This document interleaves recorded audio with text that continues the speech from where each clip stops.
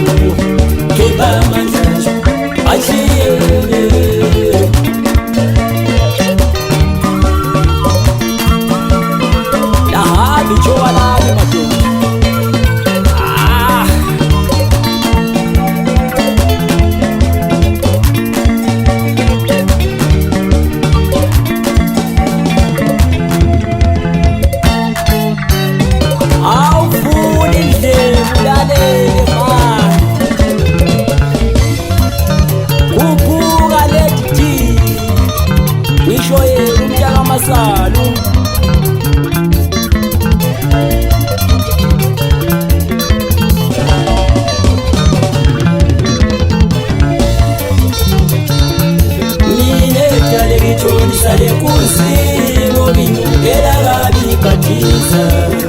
uma babe khona alifehliswe lelucala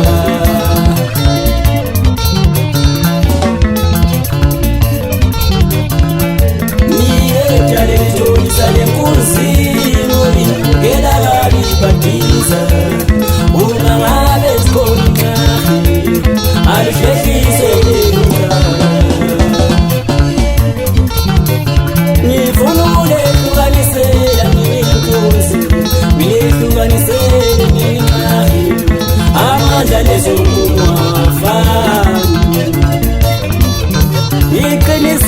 Ngiqinisile ngithikini elinye ilanga sokhuluma kanekane ngiqinisile ngifuna ehlukanisela mina inkunzi ngilehlukanisele mina inqahe amandla lezo nkumo awafani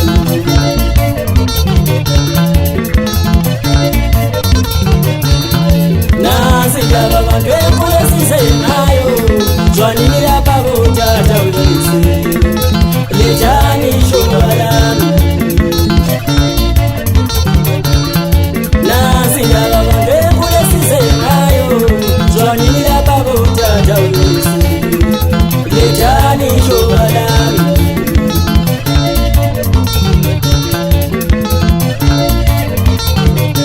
ngifuna ulehlukanisela mina inkosi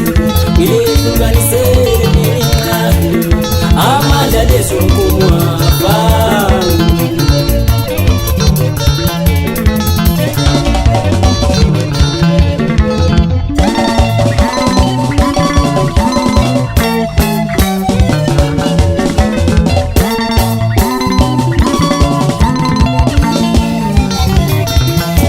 namhlanje kahle sigemela sithuta saliyosibonela abafana bami awusekho umlindo qasha ngamande niphume nubala namhlanje kahle sigemela sithuta saliyosibonela abafana bami awusekho umlindo qasha ngamande niphume nubala namhlanje kahle sigcineni saliyosibonela abafana bami awusekho umlindo qasha ngamande niphume nubala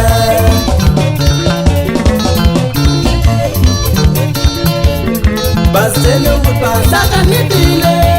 bengakhohlisa ontanga benu amadlala amajoba awafani lisele ukuthi ngihlakanipile ningakhohlisa ontanga benu ngoba amandla amandla madoba wafani basitshele ukuthi bahlakaniphile bengakhohlisa ontanga babo amandla madoba wafani ethu fire sihamba nayo udebi umuntu ongaziwa madoda ideka phi yasetholotho mawufuna ukumazi basi khona le bondoda kayintotozo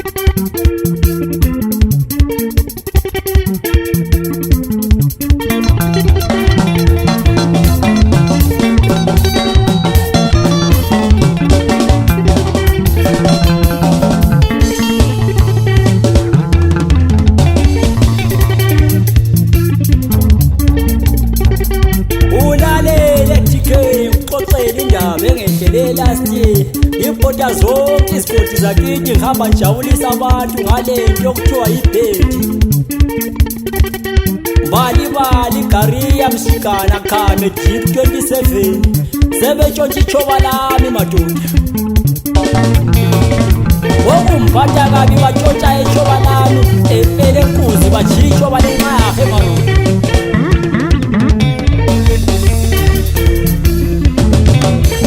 siyafika le ndaweni zakithi lapho engakhele khona ngithola abantu sebethathe ingoma zami bahlanganisa lezinto zabo zeqini bahamba bengikhuluma kabi ebantwini engakhelane labo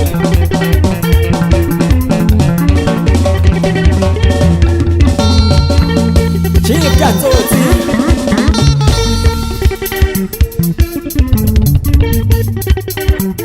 Zalo Akeli ukuhamba lisikhuluma kabi thina abantu abahlabelayo laba abantu ngobaba bayangithanda lami ngiyabathanda ngingabazondelani bengizala amange ngaqanjelwa ngabantu ahlukanayo ngalamanga aqanjelwa umdala uChesi ngalo waminyaka beze bethi ushaye bafazini babantu kwakungamanga wonke lawo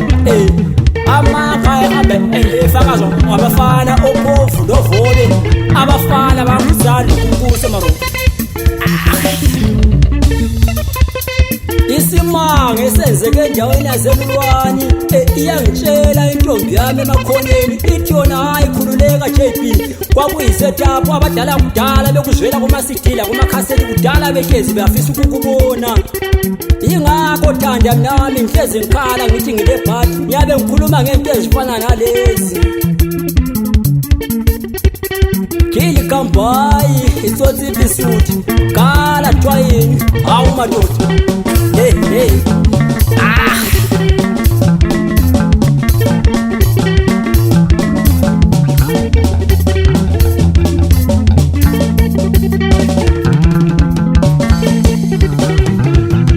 Awu Mr. Kelvin Golide awu ngidisha induku yakho phansi mfundisi wami siyalifuna ishobana kanjani Oneli phansi bona lekomthwalo mara Ozithi hayi ngeke sebancane alibuye ishoba badalibuye alibuye ishoba badalibuye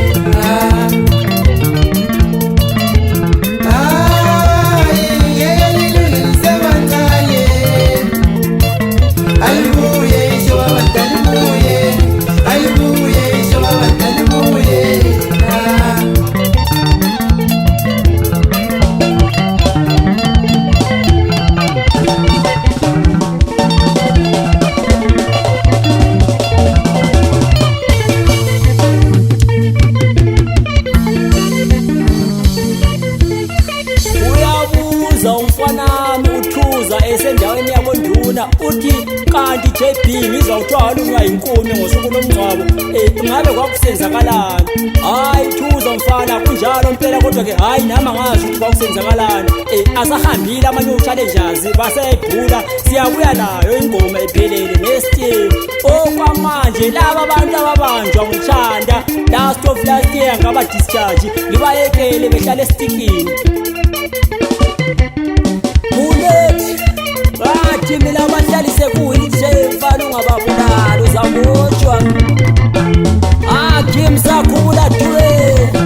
ngibagwaza nje kangisadani kodwa yikho into engayenza ijob bafowethu izangifonela